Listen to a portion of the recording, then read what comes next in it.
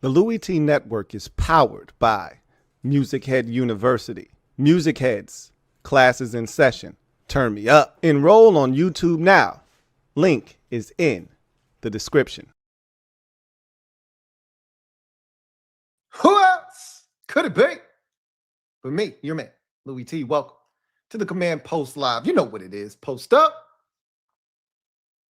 Take command. I, of course, am your commander-in-chief, Louie T. Thank you for joining me. So tonight, this is really all about Daronte Jones, what he is, and again, this is all conjecture on my part. This is me drawing inferences, as I often do here on the channel.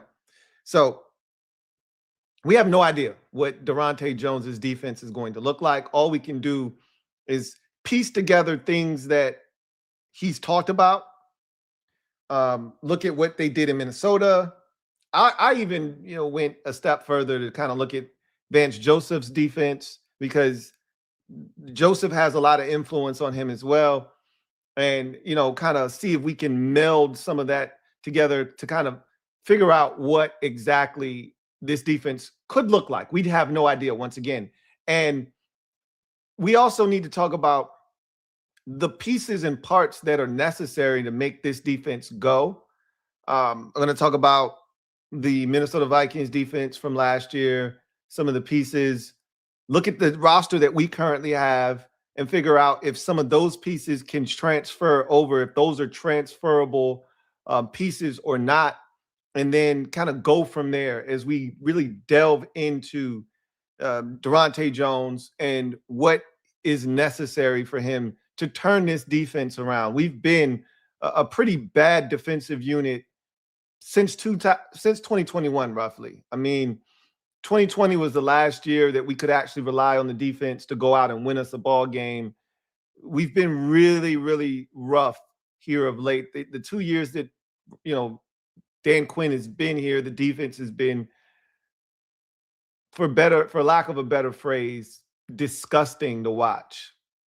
They've been a big disappointment, especially with Dan Quinn's track record, what he did in Dallas, and even to a lesser degree, what his teams did in Atlanta. Even though they weren't great at maybe getting sacks, that was always something they struggled with. They did produce the football, they did fly around, and they did hit people. That's not what we've seen here. And so let's hope that Daronte Jones can interject some of that into this defense and into the building, and inject life into this unit that has been lifeless and really been dead weight, that has been drugged by the special teams and offensive units the last 2 seasons. So with that said, though, we do have some house cleaning to take care of before we can get to any of that. So I do want to do that first. And we talked about this briefly yesterday. And again, it's not a big deal, but it is something that I feel like is worth mentioning. We talked about Jason Simmons, our defensive pass game coordinator from last season, or really each of the last 2 seasons, rather. He was interviewing for the defensive coordinator position in Pittsburgh. Well, he did not get said position. That went to Patrick Graham, if you haven't heard. Again, another guy that interviewed here. That could have been us. This very easily could have been us hiring Patrick Graham, doing the thing that the Steelers are doing. Steelers fans probably are sick to their stomach right now. They hired Mike McCarthy, retread. They hired Patrick Graham, retread. And I mean, again, McCarthy's probably going to call the plays offensively. We'll see what he does for an offensive coordinator. But none of that moves the needle necessarily. I actually like the McCarthy hire because of his roots and, what they stand for in Pittsburgh. He kind of fits that mold well. It doesn't necessarily get you excited if you're a longtime Steelers fan, but Patrick Graham doesn't move the needle. They just hired Terrell Austin, maybe a better version of Terrell Austin over again. And so I'm just glad that's not us. But this is from Jeremy Fowler today. Washington assistant Jason Simmons, who interviewed for the Steelers' defensive coordinator job, is expected to join the staff in a prominent defensive role, per sources. This would be a reunion for Simmons, Patrick Graham, and Mike McCarthy from Green Bay. So I don't know what a prominent defensive role looks like if you're not the defensive coordinator and you're already a pass game coordinator defensively. I guess he would be coaching the defensive backs, is my guess. I don't know if he's ever actually had that title before in the NFL, if he's just been like a defensive pass game coordinator and now he'll actually have his own room. I wouldn't necessarily call that a prominent defensive role per se, but again, I can't speak to his journey, and maybe having his own room and being the defensive backs coach is a prominent role for Jason Simmons. But I hear prominent defensive role, and I'm thinking assistant head coach. I'm thinking something along the lines of, defensive coordinator. I'm not thinking a positional coach. So we'll see. But it sounds like he's gone. Jason Simmons is gone, and I would assume that as you look around the league, defensive pass game coordinator is a real thing. Like every team has one.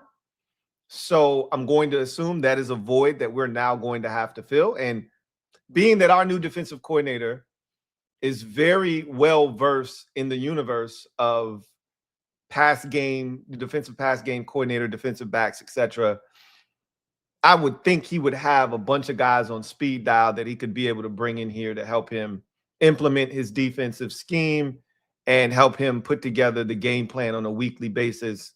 So another opening, and I don't think this is the last opening that we'll see with this team defensively, or even necessarily them bringing in someone. May not be an opening per se, as we talked about yesterday with the whole, pass rush specialist coach that they're looking to bring in, not necessarily getting rid of Daryl Tapp as your defensive line coach or Ryan Kerrigan as the assistant defensive line coach, but just looking to bring someone else in to help refine the pass rush technique here and help them generate more pressure, which would probably fit under the category of defensive pass rush specialists. So there could be more guys brought in here, and I think you can add defensive pass game coordinator to the list of things that are going to be necessary for the Commanders to fill moving forward. So that was just a bit of news that I did want to bring to your doorstep. You do with it what you like. If you want to disregard it, throw it in the trash, knock yourself out. It's whatever you make of it. So we talked so much about Daronte Jones over the last 72 hours, roughly. It's a big move for the Commanders, a big move for Dan Quinn, and a massive addition to his staff, because the defense has been one of the worst, if not the worst unit for this football team since Quinn has arrived on the scene, which is a very big disappointment, as I mentioned at the top of the show, because that's supposed to be his calling card. And I've said this, you can't survive in this league as a head coach if the side of the ball that got you the job isn't up to par. If that side of the ball isn't performing well, that is an indictment on you as a head coach, because the one thing that the team is supposed to do well is the thing that you do well. And if they're not doing that well, what does that say about you? So this is a big hire for Dan Quinn. And this is a big hire, obviously, for Daronte Jones, because he's never had this opportunity at the NFL level. And so tonight, I really want to talk about what we can expect from Daronte Jones, what is necessary for this to work. So I want to start by having a conversation about Daronte Jones's background. We've done this previously, just to kind of give you a quick refresher, just so we're on the same page as we move forward. He started out in the collegiate ranks. He got his start in the NFL via Vance Joseph, who was the defensive coordinator, or the defensive coordinator for the Miami Dolphins at the time. He called up his buddy Daronte Jones, who was friends and initially broke into the coaching sphere with Vance Joseph's brother. He's got two younger brothers, Vance Joseph, and Daronte Jones had befriended both of them, and that's how he ended up meeting Vance Joseph. Joseph called him up, said, "Hey, I got an opportunity for you here at the NFL level." Daronte Jones initially rebuffed that opportunity, but then reconsidered, took the job, and ended up being the defensive backs coach in Miami. That led to him being the defensive backs coach in Cincinnati, which ultimately led to him getting an opportunity at LSU, then ultimately the opportunity that we plucked him from after 3 years in Minnesota as their defensive backs coach / defensive pass game coordinator. So the reason I bring that up is because there's a Vance Joseph influence here that we have to take into consideration. And then obviously the last 3 years being spent with Brian Flores, there's a heavy influence of Brian Flores that we probably assume is going to be brought to DC with him, but we, again, can't know that for sure. We're just going to assume, because that's what we're going to do. It's the offseason. We got a lot of time on our hands. So we're just going to assume that he's going to bring some semblance of what we saw from Minnesota with Brian Flores here to Washington. So one of the things that he said that caught my attention, and I meant to mention this yesterday when we talked about him, was he told his defensive backs, right, and really any defender that he came in contact with, but he told his defensive backs, look, if you want to get paid, you got to touch the ball as a defender. And you don't hear that being said by many coaches on the defensive side of football, right? But when you're a defensive backs coach, you motivate your players however you can. And I think the best way to motivate grown men is money.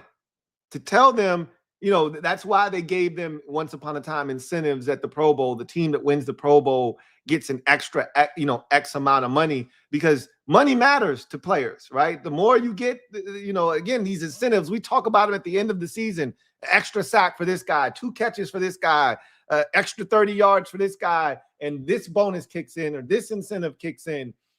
Guys are motivated by money. And Daronte Jones said, if you want money, if you want that extra $5 million on your contract, you got to touch the football. That's how you get paid in this league as a defender. Touch the ball. He's not wrong, right?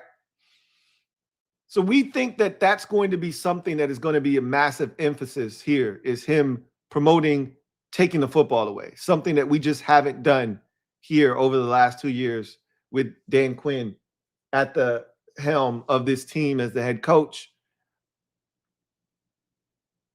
When I think about the Vance Joseph side of this defense and what it could be, I just don't think we have the pieces necessary to do what Vance Joseph has been able to do so beautifully in Denver. They're so talented. We're so far away from being able to run the schemes that they run in Denver. I think if you're trying to hide a secondary or an overall defense that's void of stars, you need to go with the Brian Flores method. We don't have the guys to run man coverage. We don't have the guys up front to be disruptive where you can just rush, 4 and win immediately. And a lot of what Denver does, even though Vance Joseph is diabolical, when you really break it down at its core and the things that he does and how he brings guys from multiple levels and, changes the look similar to what we see from Brian Flores, he also has an element of being able to rely on guys on the outside that can play man coverage, which I don't think we're in a position to be able to do that. So while I do think there's going to be some semblance of Vance Joseph's defense here in Washington, I think that would come over time with trust in your corners, and really more specifically because you can get away with some things if you can just rush the passer. We still don't know if we can rush the quarterback well enough. And I say we don't know because last year, before all the injuries took effect, we were top 5 in sacks. Dorrance Armstrong was among the league leaders in sacks when he got hurt last year. Now, again, even if he comes back healthy, what is Dorrance Armstrong going to be? He's coming off of a major injury. And even if he's ready week 1, which I've got to assume he won't be, but you just never know, he got hurt relatively early. So again, everybody's different. We watched Sam Cosmi return from his injury 6-7 weeks in, to the 2025 season after tearing his ACL in January. So I think Dorrance did his in October. I think it was like week 7. Dallas was week 7, if I'm not mistaken. I'm pretty sure the Bears was week 6 and Dallas was week 7, and that's October. So you're talking about 4 months difference. So he's got a head start. Let's see, November, December, 3 months difference in terms of time from when Cosmi tore his in 2025. So there's a chance he could be ready for the start of the season, but what is he going to be? Don't know. But they're going to have to improve the pass rush. I'm not telling you anything that you don't already know. So to me, as we dive in tonight, I think the first thing that we have to talk about with this scheme is what is required of this scheme. If you watch how they get down defensively, the first thing you have to do is be smart. Something that, and I don't like to challenge anyone's intelligence. I don't like to talk about who is or isn't smart, who can or can't retain information. I don't have enough data to be able to say what a guy can or can't do mentally. I can just tell you what we watched last year was a group of defenders that could not grasp concepts consistently enough to the point where the staff had to dumb down the defense. Now, some of that was a byproduct of injuries. The more guys you're cycling in, the more guys you're bringing off the street, the more guys you're bringing off the practice squad, the less continuity it is, the less you can ask them to put on their plate. The communication broke down the minute Will Harris got hurt, and things kind of went south from there, and more injuries started to take effect, and you got more and more guys that had no business playing defense in the NFL, let alone on a team that had won 12 games the season before. So you have to take that into consideration as well. But they kept talking about dumbing the defense down, paring the defense down, taking things down, letting them play faster. You can't have that in this defense if you're going to run this scheme the way that it's supposed to be run. There is no paring down the defense. There's no watering this down. You have to be able to digest what is necessary to run this scheme. All right? There's a lot going on. There's a lot of communication. There's a lot of moving parts. There's a lot of responsibility. There's a lot of working together seamlessly, understanding what this guy's doing and how that affects your job. And so if they can't get that kind of stuff, day one, install stuff. How to read this formation. It's a 2x2 set. How to read. What my responsibility is. If this guy goes out, what is my responsibility? If this guy goes up, what is my responsibility? If that guy goes, across the formation, what is my responsibility? How does that change? And then the next guy has to understand how that's going to change his responsibility. If that guy goes out, now my eyes go here. If this guy comes across, I have to run with him now. If one goes up, I have to get underneath this route. If three's fast to the flats, now all of a sudden, all of this changes, right? There's so much that is ingrained in this defense. If we are to assume that they're going to run some variants of what we saw in Minnesota, guys are going to have to be smarter than what we saw last year.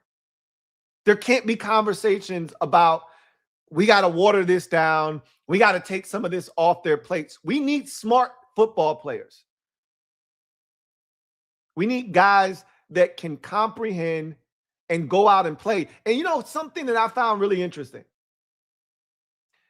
I went and I looked at the ages of those Minnesota Viking defenders. And there are a lot of guys that are pushing 30 or already above the age of 30. A lot of smart, intellectual guys that have played a ton of football that were able to grasp the concepts that Brian Flores was throwing at them. And there's a lot to it. You want to confuse a quarterback, you got to know what the hell's going on, or else you're going to confuse yourself. Then there's going to be a breakdown and somebody's going to be running wide open. So the first thing you have to do is you got to understand what it is you're doing in order to take, and so I only bring up the ages of a lot of these defenders because we made such a big deal about us being an old team last year, but you can't ask a bunch of young guys to come in here and grasp some of this stuff. Now, not all of it is going to be like, it's not rocket science. You played enough football. A lot of these concepts, as I talked about yesterday, you've played in some, variants of this defense. They may call it something different. You've had this responsibility. It may not be to this degree. You might have had one small package, inside of your defensive playbook and your play calls at school that may have required you to have these responsibilities, but it wasn't to this extent, right? The biggest thing that I can try to convey to you right now is that we have to have guys that understand ball. We have to have guys that understand their responsibilities. And the thing that I've always struggled with our team, and I've told you this in the past, is we don't do a great job of matching guys in zone coverage. Right? We don't do a good enough job of plastering the guys. And we play grass, patches of grass. We don't play players. Guys run through a zone. Hey, I'm with my guy in the zone. And then, I'm guarding my area of the zone. They run to a patch of grass and they just stand there. And the best zone teams don't do that. If a guy comes into your zone, I'm running with him until I pass him off to the next guy. I get enough depth to take away another route. This is the thing that we have to start doing. They have to find guys that can do these things. We need smart football players. That is essential if this is going to work. So with that said, let's start taking a look at a few things. So I want to start with the basis, the fundamentals of what this scheme entails. Now, understand that like most teams in the NFL, base defense isn't something you run with regularity, okay?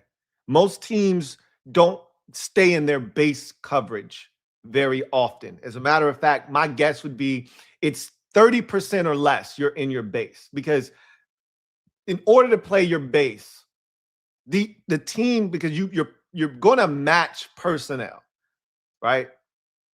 In order to play your base personnel, the opposition has to have personnel on the field that allows you to play your base personnel. Now, if you're a team that loves your base personnel and feels like your guys can handle almost anything, then you'll stay in your base personnel. There are teams in the league that believe in their linebackers so much so that they will stay in their base personnel despite looking at 11 personnel. Most teams, when you see 11 personnel, 3 wide receivers, 1 tight end, 1 running back. Most of the time, when you see 3 wide receivers on the field or 11 personnel, you're going to get into your nickel. And that usually is some form of 4-2-5, 5 defensive backs, right? Because you want that extra nickel defender on the field. So you take a linebacker off the field, add in a defensive back.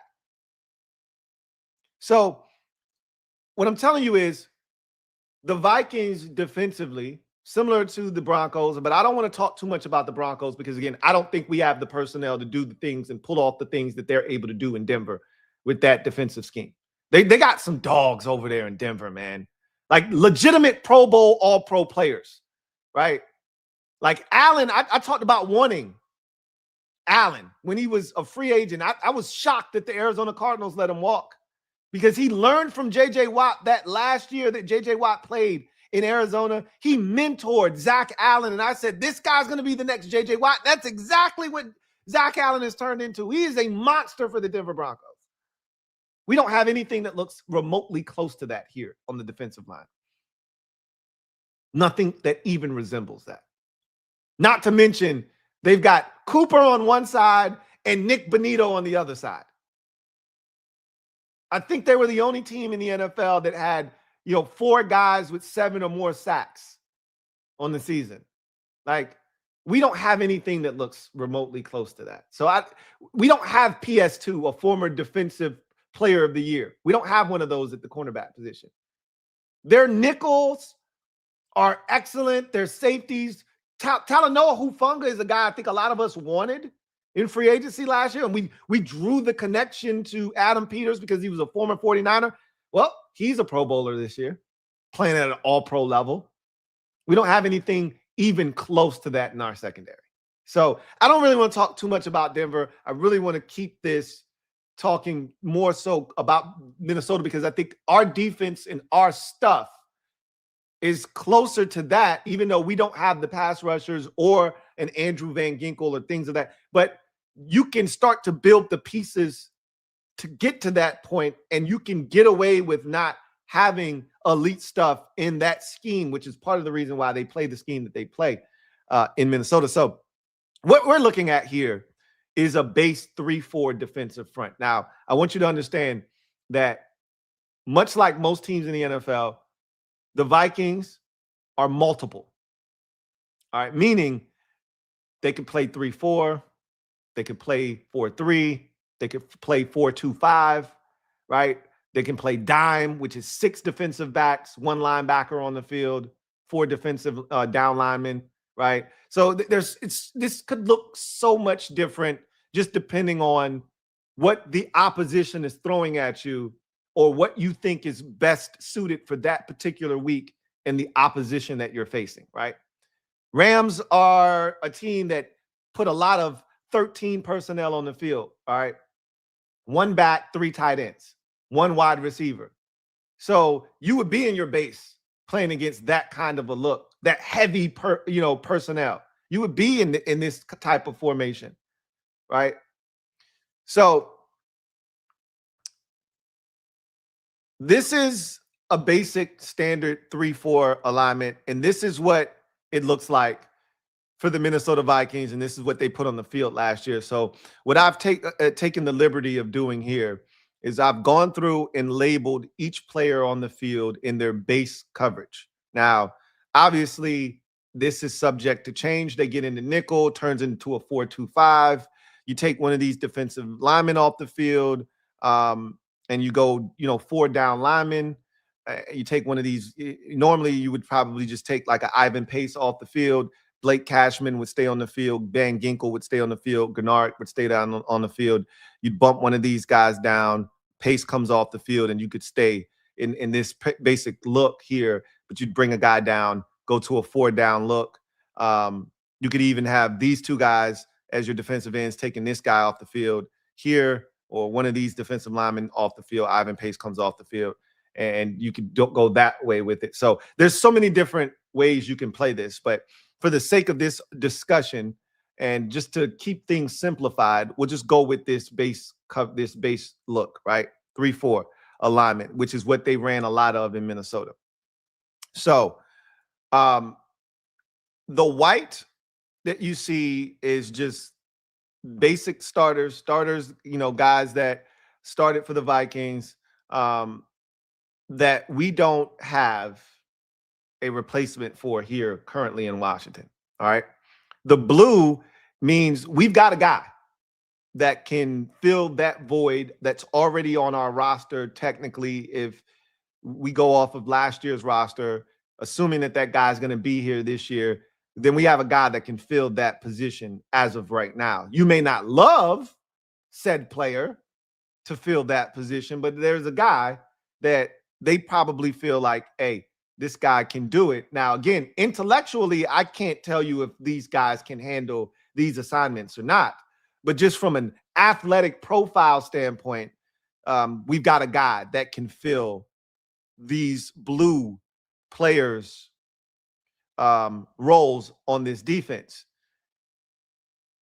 The red, to me, identifies the most important positions on this defense.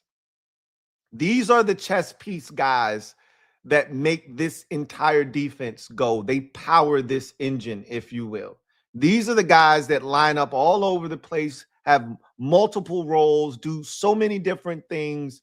You have to have a guy that can do some of these things. They may not be Harrison Smith. They may not be Andrew Van Ginkel, but you have to find a guy that can do some of the things that these guys can do.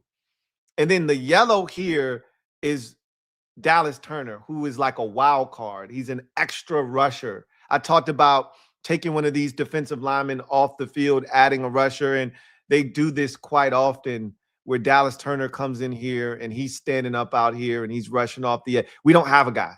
That's yellow is an elite backup. He's going to be a starter eventually, right, for this Vikings team. We don't have that. This is a top 10 first-round pick. I think Dallas Turner might have fallen in the draft to Minnesota always finishes with a winning record. So I'm going to guess somewhere in the teens when they got him. Whatever. He's an elite athlete. We don't have anything that looks like that right now, right? Cross our fingers that we eventually get someone that can do some of the things that he can do physically, but we don't have that. But anyway, let's go through their group of defenders, and I'll explain some things here in a second. But Byron Murphy Jr., I talked about this already. You know who the guy is that I feel like can match him here in this defense. Isaiah Rodgers on the other corner is a guy that we saw in Philadelphia the year that they won the Super Bowl, and he played really well for the Eagles. Thought they were going to re-sign him. They didn't. Eagles fans started crashing out that they just let him walk for the amount of money that he ultimately got from Minnesota. He played well this past year for the Vikings. Defensively, he wasn't great, but he was really solid and he produced the football, something that we just don't do here in Washington. So you need corners that can produce the football. Both of these corners produced the football last year for the Minnesota Vikings. In this defense, the corners have the easiest job of any of the defenders on the field. All right.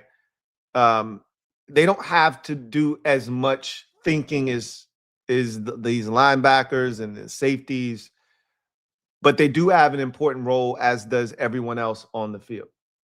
But their job is basically stay deeper than the deepest, wider than the widest on their side of the field. They do convert to man if they get a vertical route on the outside.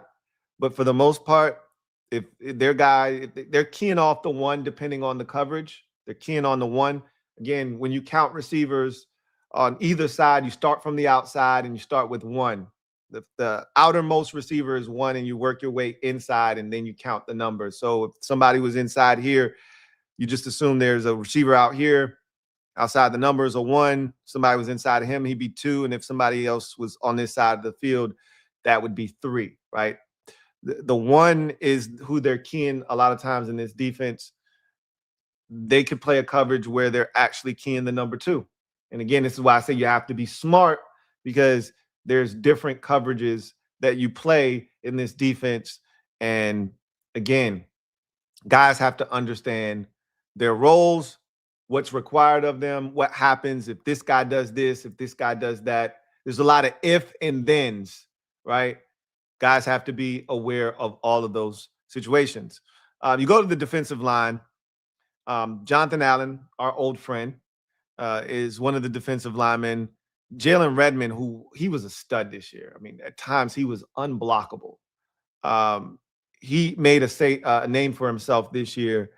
He played really well. And then Javon Hargrave, the former Eagle, former 49er, former Pittsburgh Steeler, joined the Vikings this year on their defensive front.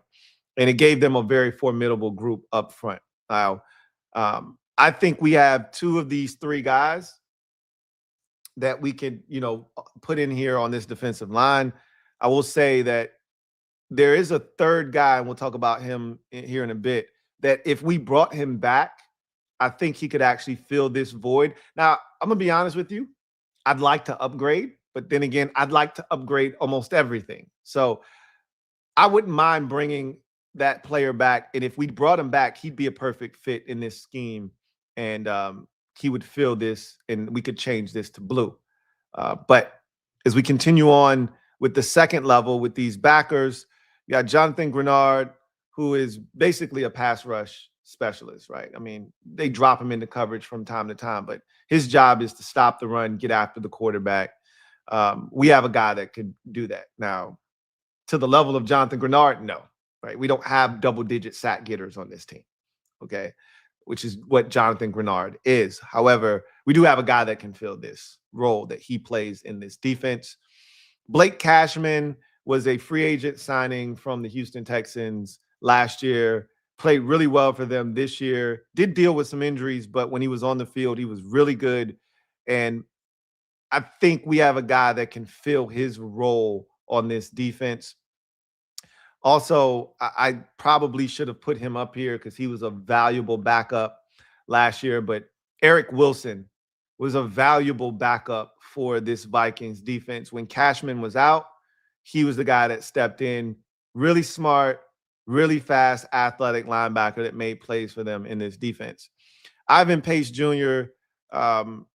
Was the youngest guy really on this defense when Dallas Turner wasn't on the field. Because again, a lot of these guys are pushing 30, man. You know, veterans, guys that have been around the block, spun it a couple of times. Pace is only 25, but he was one of those guys that could fly around on the field at the linebacker position, will come up and hit you. We don't really have this guy per se on the defense right now because if you take Bobby Wagner away, which I'm assuming he's gone this offseason, then we don't have another middle linebacker that we trust, which is why Sonny Styles would make a ton of sense, in this defense. And if we did draft a Sonny Styles, you would automatically put him here, right? And make him the Blake Cashman of this defense and give him the green dot. And then this would turn blue because you would take the guy that I have here and slide him over here and put him in the Ivan Pace Jr. role, right? But again, we will see if they, go about it that way. Andrew Van Ginkel is, to me, one of the chess pieces of this defense. When this defense is at its best, Van Ginkel is on the field and he's wreaking havoc. We know firsthand about Andrew Van Ginkel and what he brings to the table and how valuable of a piece he has been for Brian Flores. This is a guy that can rush. We saw that in Miami. This is a guy that can drop. We saw that in Miami. He went to Minnesota and Flores unlocked him and took him to another level, made him a Pro Bowler. This is a guy that had 10 sacks a couple of years ago in Minnesota. We know about all the pick sixes. We know about all the interceptions. You can't throw a wide receiver screen to his side of the field or it's going to get picked off.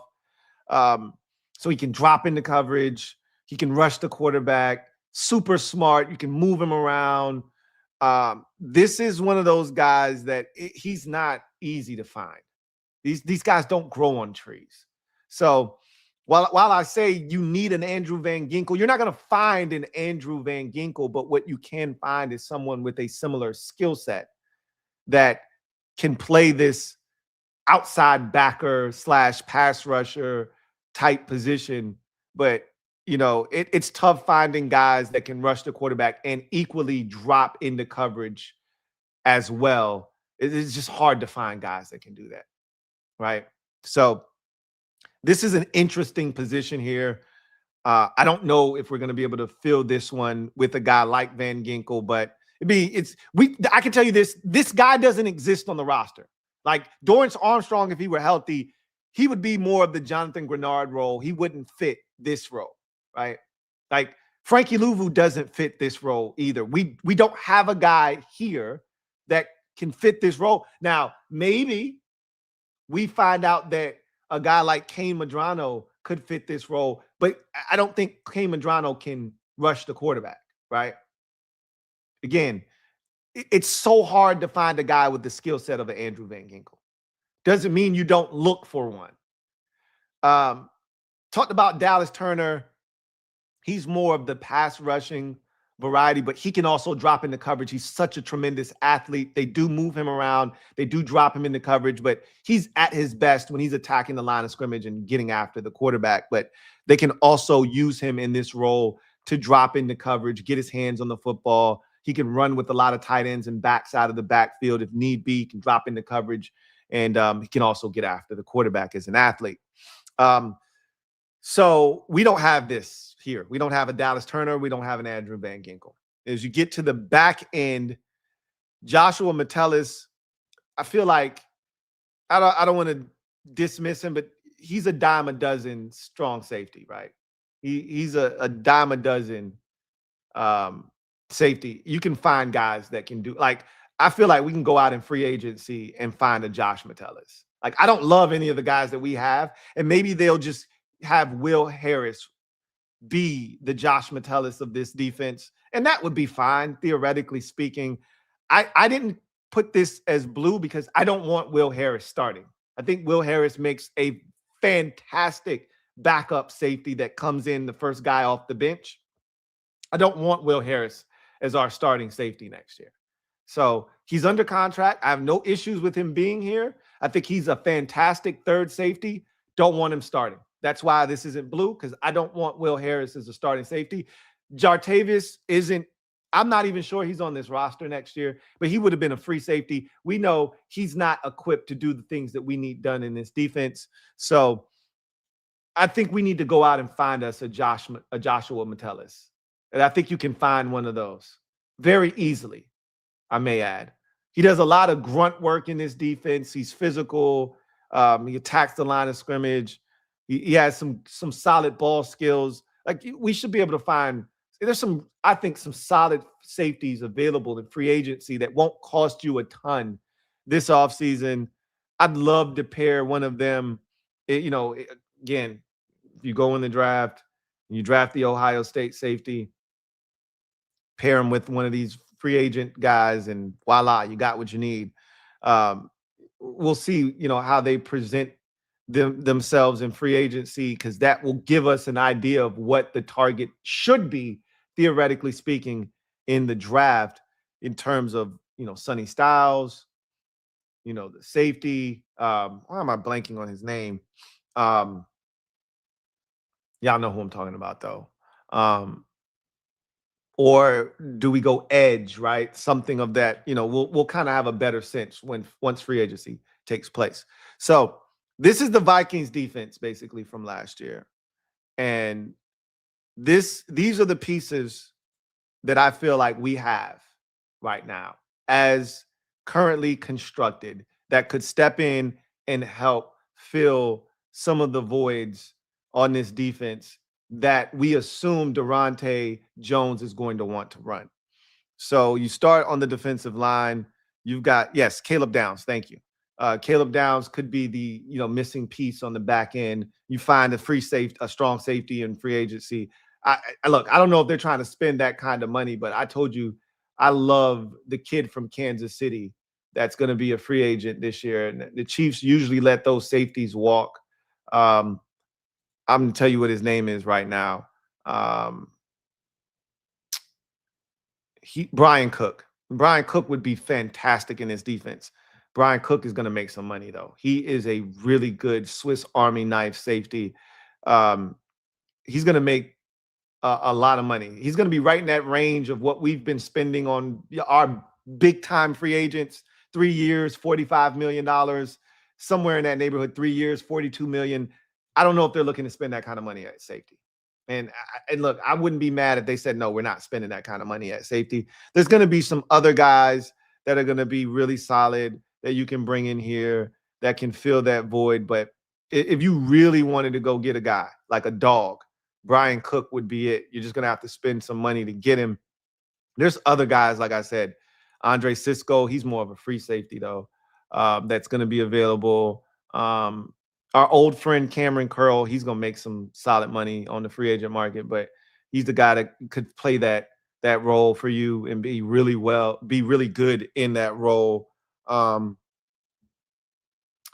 there's a slew of other names. I could keep going, but not to get off track. Let's continue on with the discussion that we're currently having. You start on the defensive line. So we got Daron Payne, and assuming he's going to be back. And right now, I think he's going to be back. We'll see. We may find a trade partner. They may decide to move on from him. It just doesn't feel like they want to create another void on this team. Having all of the holes that we currently have, do you really want to create another one by moving on from Daron Payne? I think the answer is easy and simple. It's no. So I think they're going to hold on to Daron Payne and pay him all that money. But he would fit perfectly in this defense. Javon Kinlaw, obviously going to be here. He's got 2 more years left on the 3-year deal he signed last offseason. Played really well for us this past year. And then I talked about bringing a guy back that could fit this role really well, even though I would prefer an upgrade. If we brought Deatrich Wise back, assuming he's fully healthy, and the Deatrich Wise that we saw in week 1 versus the Giants, he would be awesome in this role defensively. He'd really play well here. And I have no issues if they decided to bring him back on a 1-year deal to fill this void. I'd have no issues whatsoever with that. But again, I just would prefer younger, right? You're not going to get much cheaper than Deatrich Wise, but I prefer younger. And there are going to be some guys that'll be available that would fit the mold of this defensive, because you're looking for someone big and physical here. If you're going to play this 3-4, base, this can't be Jacob Martin, right? This can't be some 255-pound, 245-pound edge here. This has got to be a big, burly, physical 5-tech, which is what Deatrich Wise is, right? I mean, the Vikings, they featured 300-pound plus guys. Now, Jonathan Allen is listed at 300. He's not 300 pounds. Jonathan Allen's like 285. We know that, right? I haven't watched him. So, they featured 2 300-pounders in Jonathan Allen, who's probably 285, 290. So Deatrich Wise would fit right in there. He's like 285 and physical as hell. So you got the 2 300-pounders here, and then you have a Deatrich Wise or someone like that. You'd be fine, right? So you could fill this void with a guy like Deatrich Wise. I talked about this role right here. As you go to the second level, we don't have the Andrew Van Ginkel. Talked about that already, and we don't have a freaky edge like they have athletically in Dallas Turner. We don't have any of that. So this is a void right here on this defense. We don't have a second middle linebacker, right? We don't have anybody right now that, we feel confident in. Again, Kane Madrano's here, but none of us feel like he's a part of this defense until he is. He's a special teams player in my mind until he's not. So we don't have, but this, if I were to be honest with you, this is the least important part of this defense, this second middle linebacker, because this guy's hardly going to, he's very rarely going to be on the field. This is the guy that's going to come off the field the most. So this is not a really big deal. This is obviously a big deal here with this outside linebacker. And then this is a big spot here that Jordan McGee is going to be tasked with filling, assuming that we don't do anything major at linebacker, that Sonny Styles isn't the pick in the first round and they don't, hunt a linebacker with any of the other 5 selections that they have in the draft in April, and assuming that they don't go after a Quay Walker or someone like that in free agency, then McGee is going to be tasked with wearing the green dot, being one of the communicators of this defense, especially if you don't have a Dirty Harry, which we don't, right? We don't have a Harrison Smith to be your communicator to get everybody lined up. That was what Bobby Wagner essentially was for them. For us, Harrison Smith was for them. But Jordan McGee, it's time for him to step up, right? This is year 3. We saw flashes from him. He can play the Blake Cashman role defensively in this defense. But it's time for him to step up. Now, if you were to go get a Sonny Styles, McGee would then kick over here, right? McGee would then kick over here, and you would ask him to be the other middle linebacker. Now, what would be interesting is, could McGee then slide over here and be your other outside backer? He had some pass rush prowess in college, but it's not like as a real rusher. It was more so as a blitzer. But we know he can drop into coverage. That was something he did well in college as well. But again, I'm not sure if he's cut out for the Andrew Van Ginkel role or not. But McGee, to me, could fill the Brian Cashman role. And that's where I have him as of right now. Frankie Louvu would fill the role of Jonathan Grenard, which is basically your edge rusher, your guy off the edge. This would, to me, more so be Dorrance Armstrong, should he have been healthy. I don't really want to count him because I just don't know what to make of him going into the last year of his deal, coming off of a major injury. I have no idea what Dorrance Armstrong is going to be. He would probably be better in this role because he's more of a pure pass rusher, which is what you would get from a guy like Jonathan Grenard. Frankie Louvu is more, like I said, with McGee, more of a blitzer. You know, we didn't see a lot of Frankie winning last year when he was asked to rush against tackles, things of that nature. So, but maybe this scheme can bring Frankie to life because there's so much chaos going up front. There's guys looping around, you know, all kinds of things going on. Maybe Frankie can flourish in this defensive scheme with all of the chaos that's going on up front. I have him filling the Jonathan Grenard role right now.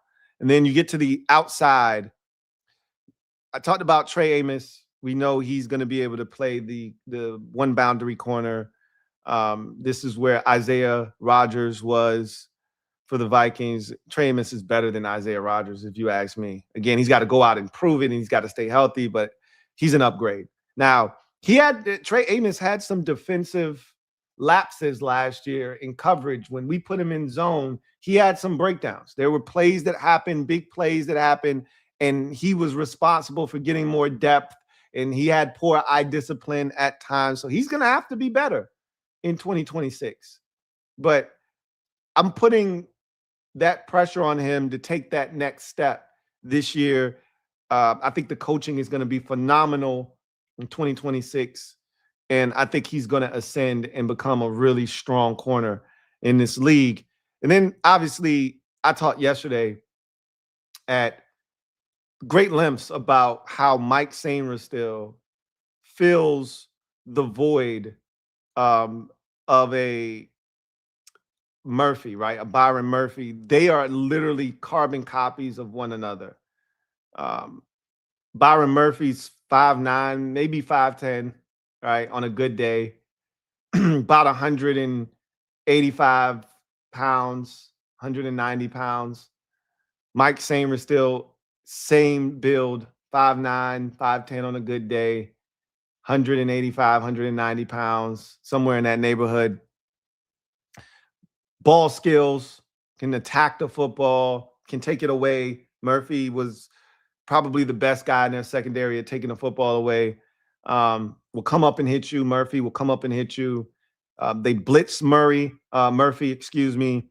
If they bring an extra defensive back, Murphy would kick inside sometimes and play the nickel. Mike Sainristil obviously has that ability to do that. So I think he's the perfect fit outside. Now, again, we want an upgrade. Like Mikey Sainristil being outside. If you just want to get the most out of your second round pick, then this is what you do with him. But we want more, right? We want more out of this position. We want us to attack the cornerback position in free agency or even the draft aggressively and come away with the guy. Like, even if Mikey's starting, you still need to fill out the rest of your cornerback room. We got nothing at cornerback. Like, literally, the two guys you see on the screen are the only two guys under contract for this team. Noah Igbenogany is a free agent again. Jonathan Jones is a free agent. And we know Marshawn Lattimore has played his last snap as a Commander. So we have nothing. When I say we have nothing, we've got nothing at corner after these two guys. So you have to do something. So we'll see if, and I'm not of the mindset of, oh, well, just put Mikey out there. No, bring in a guy and force Mikey to have to put him somewhere on the field, or else Mikey can sit down. Like, bring in competition. They talk about competition all the time. Bring in competition. Don't just give Mikey this job. I love Mikey and I want to see him flourish and thrive, but I also want to see this team be in a better position than they were from a depth standpoint the last 2 years at the cornerback position. It's been awful at the cornerback. What we've been forced to watch as a fan base at the cornerback position each of the last 2 years, specifically 2 years ago when this team actually won 12 games, was an abject disaster and a failure. Last year was more so the injuries and things of that nature, but we need more out of the cornerback position. So they need to do more. But I digress.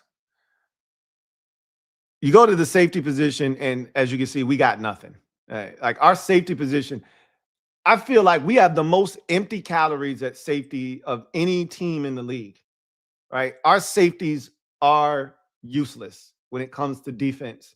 Now, we've got some demons on special teams, right? Tyler Owens, All-Pro Revo. Like, we got some demons on special teams.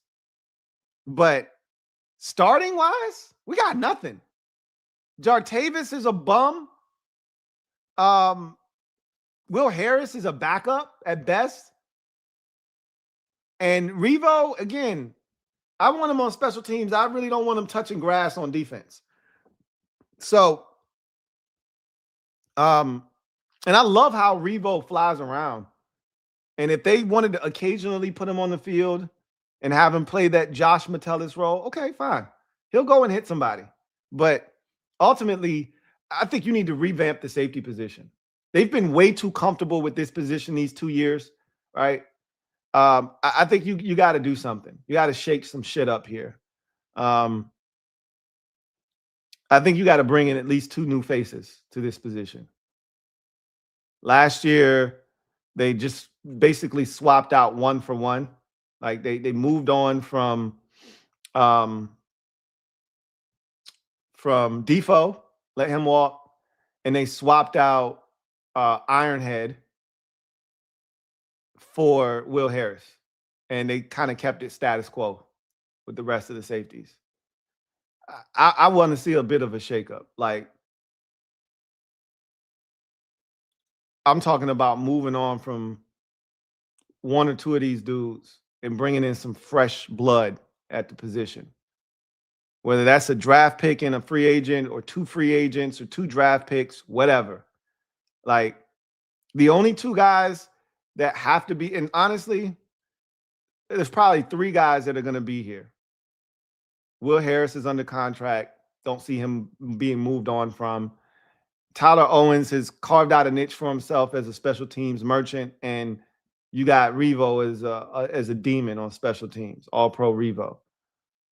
Those 3 guys can stay, but they don't have any real value defensively. Again, Will Harris probably has some value as a defender, but again, I'm not interested in him starting this year. I'm just not. I think our 2 starting safeties aren't on the roster right now. Or at least they shouldn't be on the roster right now. And there's a world, obviously there's a world in which Jartavis Martin thrives in this system more so than what they've been asking him to do the first 3 years of his NFL career. And so counting him out would be foolish, okay, because he's going to get a chance to come to camp. And I wouldn't be shocked if we got to May and you're hearing them talk about this is the best that Jartavis has looked in his career and this, that, and the third. And yeah, miss me with all of that. You know, I'll believe it when I see it. But to me, our 2 starting safeties aren't on the roster right now, or at least they shouldn't be. So we'll see what they decide to do. Anyhow, that's like the look of the defense. And again, we got to go out and get multiple corners and multiple safeties, because in this defense, you're going to bring other guys onto the field. It's going to change the way that, the coverage looks, who's on the field, what the responsibilities are, et cetera, et cetera. I think we have a good foundation from which to build if you're going to try to make this defense somewhat compatible to the one we saw in Minnesota. I've shown you the parts. How many pieces? 1, 2, 3, 4, 5, 6. So half of the defense is already in place if you believe in the guys that we have here. All right. I could argue the case that Dietrich Wise could be brought back, and that would give you a seventh guy that would, again, that's not going to get you excited, right? And some of these guys that I'm showing you on the screen right now probably don't get you excited, but it beats nothing, right? It beats the alternative of having to fill all of these voids. I think we've got a good foundation to start building this defense with. Because again, what I want to reinforce, you know what? I'll save that for the other side of this break. Let's take a quick break, get a word from one of our sponsors, come back on the other side, and I'll get into what I was about to say. Feel like I'm a broken record. New year, same conversation, same body odors. If we're on a scale of 1 to 10, some of you are walking around with body odors on 5 or 8. God forbid you hit 10. How about you bring it down to 0 by using MANDO? So whether you're here, over here, or even over there, MANDO has you covered to keep you smelling fresh to tackle the day. So if you're ready to change your body odor game and come clean, head over to shopmando.com and use my promo code LouieT. That's shopmando.com, LouieT as the promo code. SHOPMANDO.com. LouieT is the promo code. Trust me, body odors don't stand a chance when you use MANDO. All right. So I think we have, this is the thing I want to say. The Vikings defensively, it's not like they were an elite group of talented guys. They were well coached, they were smart, they were detail oriented, they were disciplined, and everybody understood their assignment. So it's, again, this isn't like Denver, where I look at the Denver Broncos and I'm like, we can't recreate that. We don't have the guys to recreate what the Broncos can put on them, because we just don't have that kind of talent at any level. We don't have a Dre Greenlaw. We don't have a Talanoa Hufanga. We don't have a PS2. Hell, we don't even have, we might have a Riley Moss, but we don't, right now we don't even have a Riley Moss. And he's a pass interference demon, right? But even he still holds it down opposite of Patrick Surtain II. We don't have a Zach Allen. We damn sure don't have a Nick Benito or a Cooper. So their defense is wildly talented. Hell, even their linebacker, Singleton, Alex Singleton, we don't even have that. The Vikings don't have that shit either. So, like, the Vikings just have incredibly smart guys. And again, guys that are detail-oriented, well-coached, smart, understand their assignment, do their job, and when opportunities present themselves for plays to be made, they make them. We can do that. We can find guys that can execute in that way. And I think we have some guys here already that can do that. So while it may feel like we're light years away from being able to build this defense in the image of a Daronte Jones, I don't expect this thing to just happen overnight. But we got the money. We got the resources. We don't have as many draft picks as I would like us to have. I would love this year to be the year we have 8, 9, 10 draft picks to bring in some real fresh blood. But you got to make these 6 picks that we have count. And we'll see. We may be able to multiply them and trade back, from 7 to 8 or 9 or 10 or whatever. But the likelihood is we'll end up having to stick and pick it at 7. And you got to maximize these picks. And then guys that have been drafted have to step up. It's time for Johnny Newton to show and prove. It's time for Mikey Sainristil to solidify his standing in this league and on this team as a second-round pick.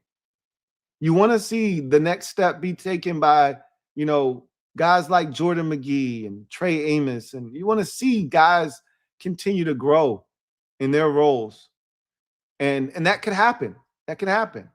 So I don't think we're not as far off from being able to field a solid defense. But if you want this defense to be what we hope it can turn into, a lot of work has to be done. And they can't be afraid to spend money, and they got to find the right players to fit this defensive scheme. So with that said, let's just get to the comment section, see what you guys have to say, and then we will get out of here. John Perez, thank you for the super chat. Greatly appreciate you. My guy JP writes,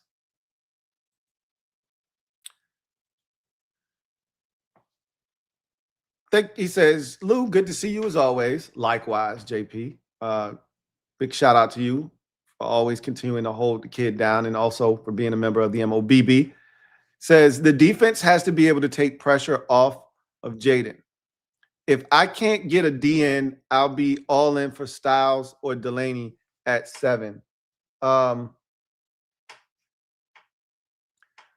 think of all of the, and again, you want the best talent that you can get. So if they identify Delaney at 7 as the best talent available on the board, I'm all for it. But as I mentioned, in this defense, you don't have to have elite corners if you're going to play this defense. With the way that they run this defense, the corners are protected enough, and they aren't put in a lot of compromising positions to where you need elite stuff out there.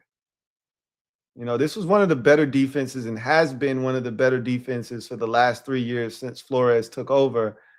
And he hasn't had one elite corner out there. We've talked about some of the names. 2 years ago, they had the ageless wonder Stephon Gilmore out there manning up one of the cornerback positions. Like, you don't have to be an elite corner to play in this scheme and flourish. So, if that's the best you can do at 7, I'm all for it. Get the best player available. We need as many blue chip players, as many elite level players as we can get. So I'm not opposed to any position, offensive, defensive. I could care less. Just get the best football player you can get, because we don't have enough of them on either side of the football. We don't have enough of them. But again, if there was a position that you could skimp, or I'm not necessarily saying take a shortcut, but not invest a ton of resources into and get away with it with this defense's corner. Like, I wouldn't be shocked to see them, do some real and Adam Peters discount double check bullshit at the cornerback position that would piss a lot of us off. But you could get away with it in this scheme.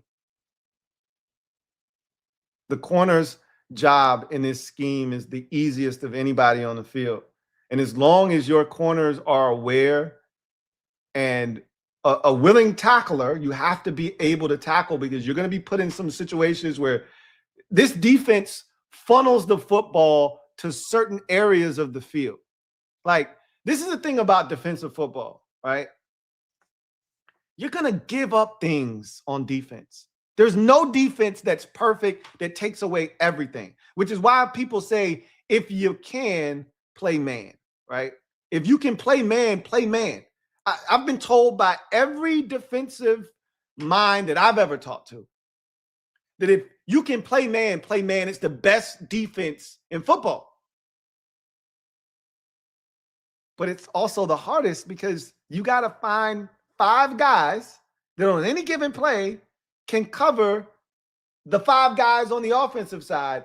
And it's hard to find that on one team at 3 different levels or 2 different levels, corner, safety, and linebacker. It's just hard to find that many athletes that can cover. That said, you're not being put, these corners are going to have to tackle. They're going to have to be aware. They're going to have to be disciplined. And I think we have 2 guys that can do that. Amos is going to have to be better this year in terms of discipline. He wasn't the most disciplined. Mikey's pretty good in that department.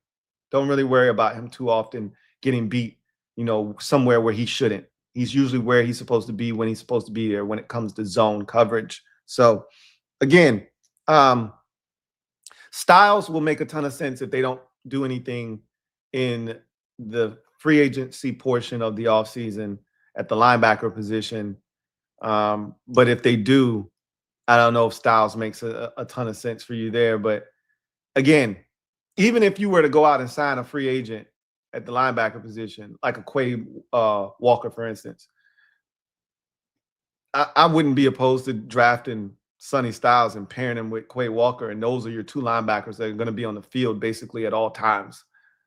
Because what we can't do is turn away talent because we got Jordan McGee. Oh, what the hell does that mean? Anyway, right? So, we're not in a position to turn away talent because we got a guy. Because we don't know if we got a guy or not. So, Styles is definitely in play at 7.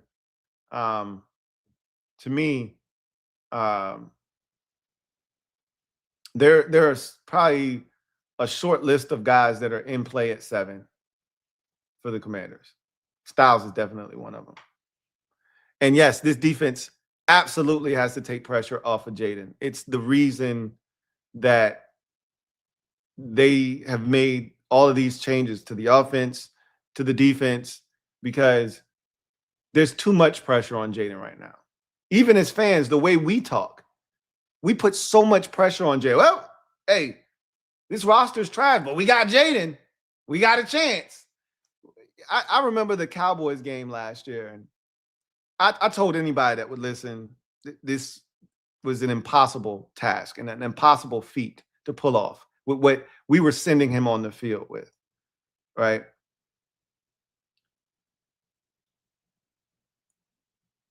But there was still belief going into that game for some because we had Jaden. The amount of pressure we put on this kid is immense. And for as good as he is, and we know he can handle said pressure, just because you can doesn't mean you must. And we gotta take pressure off of him and not force him to be Superman every single week. One of the lines I've heard the most from fans over the last 2 weeks watching these playoffs play out is, man, what I wouldn't give for Jaden to be able to have the game that fill in the blank just had and still win. Whether you're talking Caleb Williams or Drake May or whomever. Man, what I wouldn't give for Jaden to be able to lean on his defense and play the way that C.J. Stroud just played and still find a way to win a ball game.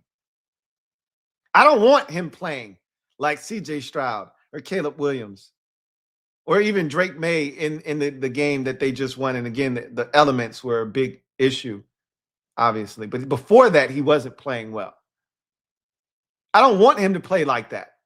But it would be nice that if he did, in the event that he had an off game, and that happens to everyone, he could still have a chance to win.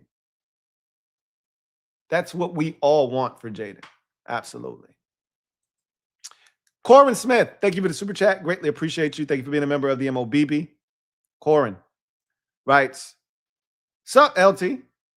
I want organized chaos on defense. Am I crazy? That is exactly what we are getting. if this looks anything like the Brian Flores defense that we've seen over the years, whether it was in Miami, where he was really good there, in Minnesota. It's what we're going to get. When he was in New England as well as the linebackers coach / defensive coordinator, this is what we're going to get, is organized chaos. But everybody has to understand their responsibilities, which is why I say it's important to have guys that are smart. Even down to the defensive linemen, they run a lot of pick stunts. They run a lot of games and in twists and things up front to, again, because it's chaos, to confuse the offensive line, because a lot of times the goal is to create one-on-one matchups. Create a man-on-man, right? And if you get man-to-man blocking up front, now you can run, like in the NBA, you run picks, right? You run picks. You see a lot of pick stunts in the NFL. And the most dangerous man is the guy setting a pick. Because normally when the pick is set, now you get two guys reacting to the guy that he's setting the pick for. And now you end up bouncing off that guy that you set the pick on. He's not blocking you, because his job is to block the guy looping around. So he's going to get him. And now you just come scot-free. This is where a guy like Johnny Newton or, someone like I want to see some of these guys be unlocked. Hopefully that's the case in this defense. Frankie Louvu can turn back into Oos and turn into that uncaged Tasmanian devil beast that we saw his first year in Washington. That has a chance to happen in this scheme.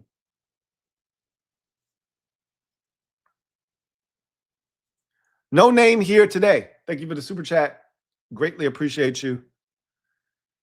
Who writes, when complexity replaces clarity, it is a teaching issue, not intelligence.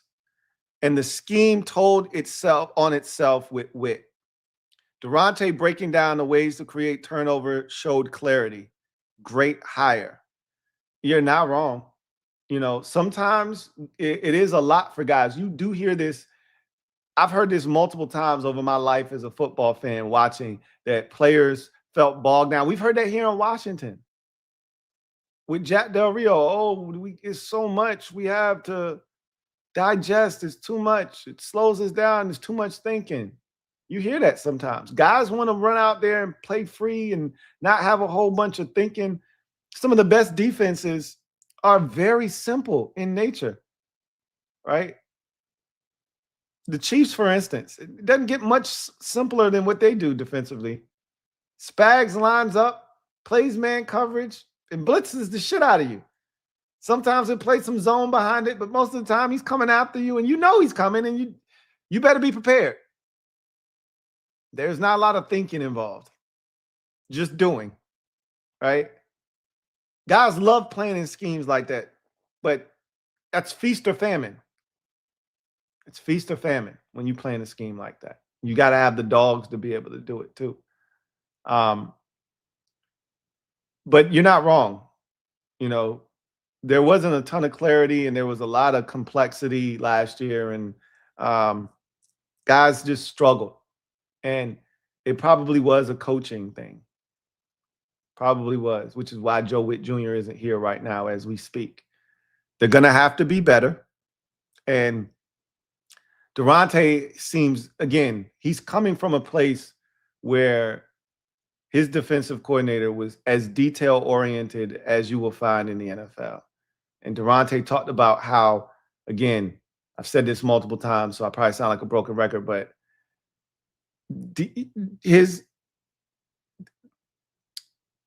Brian Flores isn't in the box. He's not an outside the box thinker because he's not in the box to begin with. He's just different. And in order to be different and to do the things that is required of his defense, you have to be detail oriented. Guys have to pay attention to the details. It has to be coached and it has to be repped over and over again. And if you want the results, basically. So coaching matters. Don't fool yourself. Coaching matters. Coaching definitely matters. Futuristic Willie, thank you for the super chat. Greatly appreciate you, my guy. Futuristic Willie writes, wholeheartedly speaking, which 5 contracted players do you believe are currently occupying roster spots and hindering the team's growth?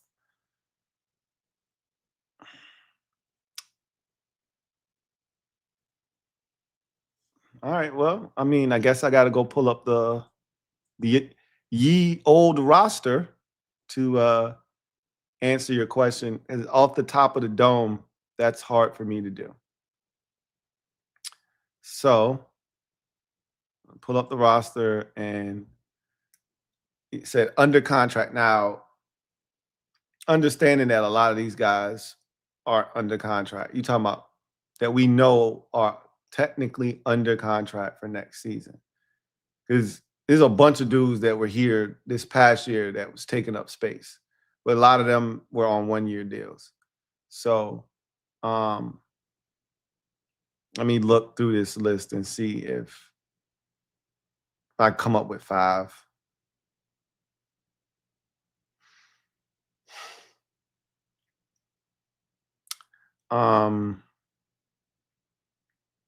So, I mean, again, I don't even want to name dudes that are like unimpactful, because if we talking about the 3rd string quarterback, then we in trouble anyway.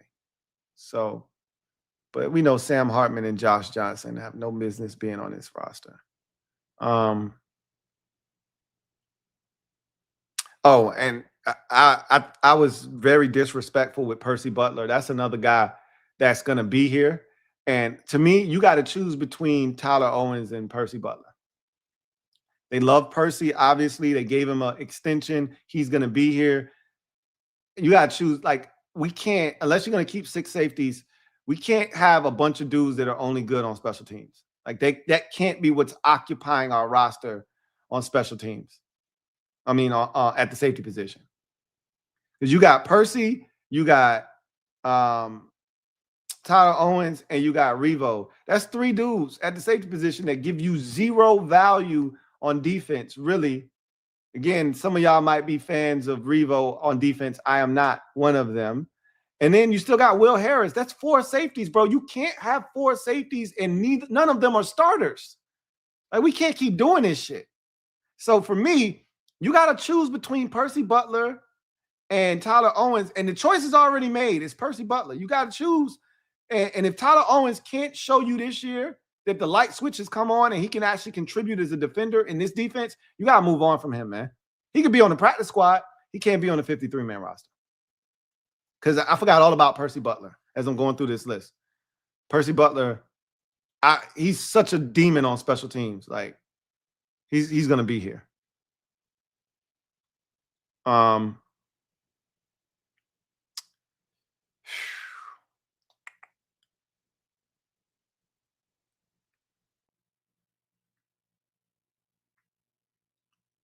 mean, I don't really see anybody that is under contract that's a hindrance to the team. We don't have a lot of guys who are here. Again, if you were going, it was plenty of them last year that were hindrances. But, I mean, most of the dudes that would fall in that category their contracts will expire at the start of the new league year. So there aren't many guys on the list that I can tell you right now that are just taking up space, and we would be better off if they weren't here. Because, like, for many, Bobby Wagner would fit into that category, even though I'd argue that we needed Bobby Wagner. But he was definitely in the way of growth and development. Well, he's not under contract. So I think that's a hard question to answer right now, because I honestly don't think there are 5 contracted players that are occupying, because we don't have that many guys under contract. I think we talked about this 6 months ago, at least 5 months ago. We are one of the teams with the most roster spots available, the least amount of players under contract, because this is a byproduct of all of the one-year deals that AP has been signing these players to. And, a couple of years ago, like guys like Austin Eckler, who signed 2-year deals. Well, his second year is up now. Like, we don't have a lot of guys under contract. And then you got guys like Chris Rodriguez, who is going to be a restricted free agent again for like the second, third year in a row, right? So, like, you got a bunch of those guys on the roster. We don't have a lot of guys. Because remember, we don't have a lot of guys from the draft. We don't. What do we have? First, a second, a fourth, a sixth, and a seventh. We had 5 picks last year in the draft. Let me make sure. Josh Conley Jr., Trey Amos, Jalen Lane, Kane Madrano, and Bill. So, yeah. So it's not like you got these robust draft classes where you got all these guys under contract. We just don't have a lot of guys under contract. So, yeah, I don't really think there are 5 guys right now that you could say are here that are occupying roster spots and hindering the team's growth. Quan Martin or Jartavius Martin would be one for sure. You could argue Johnny Newton is another, right? But again, I don't like giving up on young players. Johnny Newton's going into year 3. This is a pivotal year for Johnny Newton. All right. This is a pivotal year for him. Again, I don't. Ben Sinnott would probably be another one, but again, Ben Sinnott may be a product of circumstances. You know how I feel about that shit. I feel like that's an excuse that you use to justify not getting him the football. I see teams get multiple tight ends of football every week, but again, that's a second-round pick we talking about. So, but again, I don't think that they're occupying spots and hindering the team's growth. They just need to be utilized, right? In the case of a Ben Sinnott, needs to be utilized. Money Shot, thank you for the super chat. Greatly appreciate you. Thank you for being a member of the MOBB, who writes, "Hey, Lou, been a while. What's up? I've been fighting for my life over here too, so it's all good, bro. If we can get Alontae Taylor or Kobe Bryant in free agency, I would be satisfied." He says, "Oh, and keep up the good work, man. I appreciate it." Kobe Bryant was one of the guys on the list. Alontae Taylor is interesting. He would fit in this defense. I don't love Alontae Taylor. I've said that already, but I wouldn't be opposed to him in free agency. And for this particular scheme, he would be solid. Something that I also question with Alontae is ball skills. I don't think he's a guy that necessarily takes the football away. I'm going to guess. See, 4 career interceptions for Alontae Taylor, which is not good. Let's see. Career INTs. 4. What did I say? Did I say 3 or 4? I think I said 4. I might have said 3. I think I said 4. Yeah, like he's not a guy that takes the football away. But I know that just off of watching him. Physical, around the ball, good corner. Will come up and tackle. We need ball hawks in this defense. You're going to get errant throws. You're going to get mistakes from quarterbacks because you're speeding them up. You want guys that are going to make the quarterback pay. And he hasn't been that guy throughout his career. But you could do a hell of a lot worse than him. Kobe Bryant is definitely a guy that is intriguing from Seattle in free agency. And again, he's more of a safety. He would fit that Josh Metellus role that I talked about. again, are you trying to spend the money that it's going to take to get a Kobe Bryant? Let me see how much. I know this isn't the most reliable source here, but let's just see.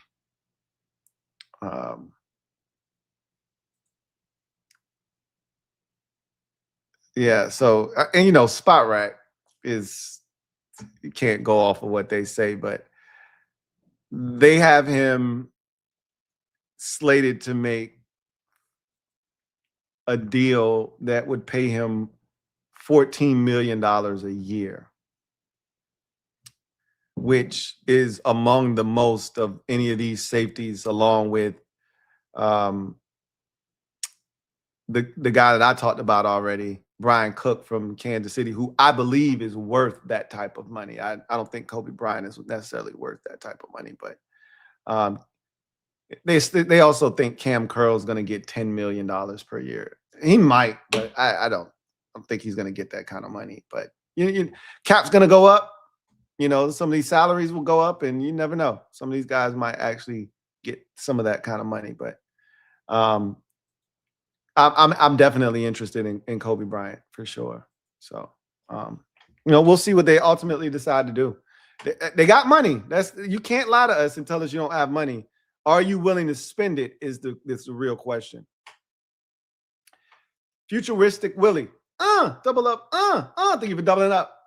Who writes, appreciate it, Lou. I just don't like the entire core special teamer philosophy as a roster building protocol. Hashtag Louie lurking in the comments. I don't either, right? Like, this is the thing, though. We can't talk out of both sides of our mouth, right? You can't, on one hand, say that you want this elite special teams unit, which we had last season. I would take our special teams unit and put it up against anybody's in the league.